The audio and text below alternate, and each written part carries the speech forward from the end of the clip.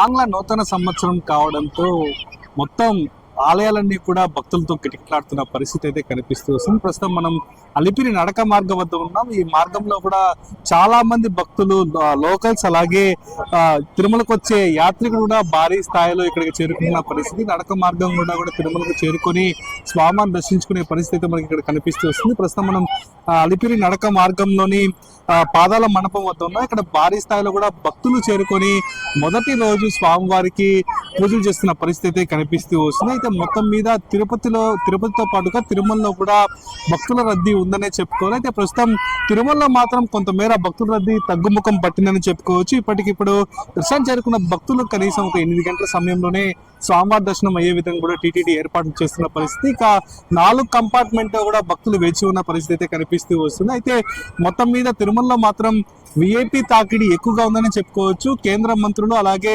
తెలంగాణ మంత్రులు, గవర్నర్లు కూడా దర్శించుకున్న పరిస్థితి కనిపిస్తూ వస్తుంది. మరికొందరు జ్యుడిషియల్ కు సంబంధించిన ప్రముఖులు కూడా వచ్చి స్వామివారిని దర్శించుకున్న పరిస్థితి తిరుమలలో కనిపిస్తూ వస్తుంది. కానీ నూతన సంవత్సరం కావడంతో అందరూ ఇండ్ల వద్దనే సంబరాలు చేసుకుంటున్న పరిస్థితి అయితే పూర్తి స్థాయిలో కనిపిస్తున్న పరిస్థితి. చిన్న చిన్న దేవాలయాలు, ఇంటికి సమీపంలో ఉన్న దేవాలయాలు కూడా భారీగా భక్తులు చేరుకుని అక్కడ పూజలు చేస్తున్న పరిస్థితి అయితే కనిపిస్తూ వస్తుంది. మొత్తం మీద తిరుమలలో అయితే భక్తుల రద్దీ సాధారణంగా కనిపిస్తుందని చెప్పుకోవచ్చు. ఇక పూర్తి స్థాయిలో కూడా నిన్న రాత్రి ప్రత్యేకించి అక్కడ భక్తులందరూ గుమ్మికూడి అక్కడ న్యూ ఇయర్ సెలబ్రేషన్ చేసుకుంటున్న పరిస్థితి అయితే కనిపిస్తూ వస్తుంది. అక్కడ పూర్తి స్థాయిలో కూడా భక్తులు ఒకరికొకరు గోవిందా గోవిందా అంటూ చెప్పుకుంటూ విశేష చెప్పుకున్న పరిస్థితి అయితే శ్రీవారి ఆలయం ముందు భాగంలో ఉందని మనం చెప్పుకోవచ్చు. అయితే నడక మార్గంలో మాత్రం ఇప్పటికిప్పుడు భక్తుల రద్దీ పెరుగుతున్న పరిస్థితి అయితే కనిపిస్తూ వస్తుంది. అయితే ఎందుకంటే ఇవాళ సెలవు దినం కావడంతో ఇవాళ పూర్తి స్థాయిలో కూడా రద్దీ పెరిగే అవకాశం ఉంది. నిన్న రాత్రి నుంచి కూడా ఈ రద్దీ పెరుగుతూ వస్తుందని కూడా టీటీడీ అధికారులు చెప్తున్న పరిస్థితి అయితే కనిపిస్తూ వస్తుంది. మనం చూస్తున్నాం ఇక్కడ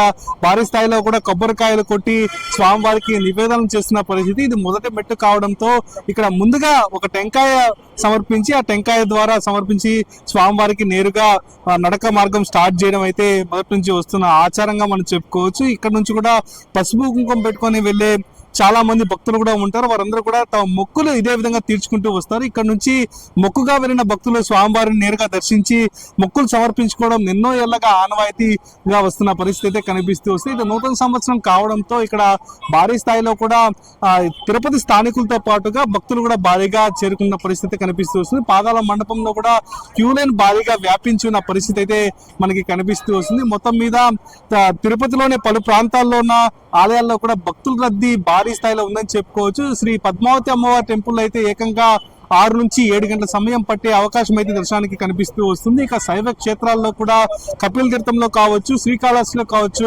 భారీ స్థాయిలో భక్తులు చేరుకొని స్వామివారిని దర్శిస్తున్న పరిస్థితి అయితే కనిపిస్తూ వస్తుంది. మొత్తం మీద నూతన సంవత్సర వేడుకల్లో భారీ స్థాయిలో కూడా భక్తులు పాల్గొంటున్నారని చెప్పుకోవచ్చు. నేరుగా శుభం కలగాలి, అన్ని శుభాలే జరగాలి, ఎలాంటి అవాంఛనీయ ఘటనలు జరగకూడదని కూడా పలువురు ప్రముఖులు ఆలయం ముందర కోరుకున్న పరిస్థితి. అయితే ఇదే అంశం పైన తిరుమలకు చేరుకున్న కేంద్ర పర్యాటక శాఖ మంత్రి షెకావత్ కూడా మీడియాతో మాట్లాడడం జరిగింది. ముందుగా ఆయన అందరికీ నూతన సంవత్సర శుభాకాంక్షలు తెలియజేశారు. అనంతరం కుంభమేళా పైన ఆయన ప్రత్యేకించి మాట్లాడారు. 45 కోట్ల వరకు జరిగే జనవరి 14 నుంచి జరగనున్న ఈ కుంభమేళాలో 45 కోట్ల మేర భక్తులు పాల్గొనే అవకాశం ఉంది. ఇది దేశంలోనే, అంటే ప్రపంచంలోనే ఎక్కడా లేని విధంగా భక్తులు పార్టిసిపేట్ చేయనున్నారని కూడా ఆయన చెప్పడం జరిగింది. అదేవిధంగా తిరుమలలో కూడా సౌకర్యాలు బాగున్నాయని కూడా ఆయన తెలపడం జరిగింది. మొత్తం మీద ఆంగ్ల నూతన సంవత్సరం సందర్భంగా ఆయన స్వామిని దర్శించుకోవడం చాలా సంతోషంగా ఉందని కూడా ఆయన తెలపడం జరిగింది. అలాగే బట్టి విక్రమార్క, తెలంగాణ డిప్యూటీ సీఎం బట్టి విక్రమార్క కూడా స్వామివారిని దర్శించుకున్నారు. అదే సమయంలో ఆయన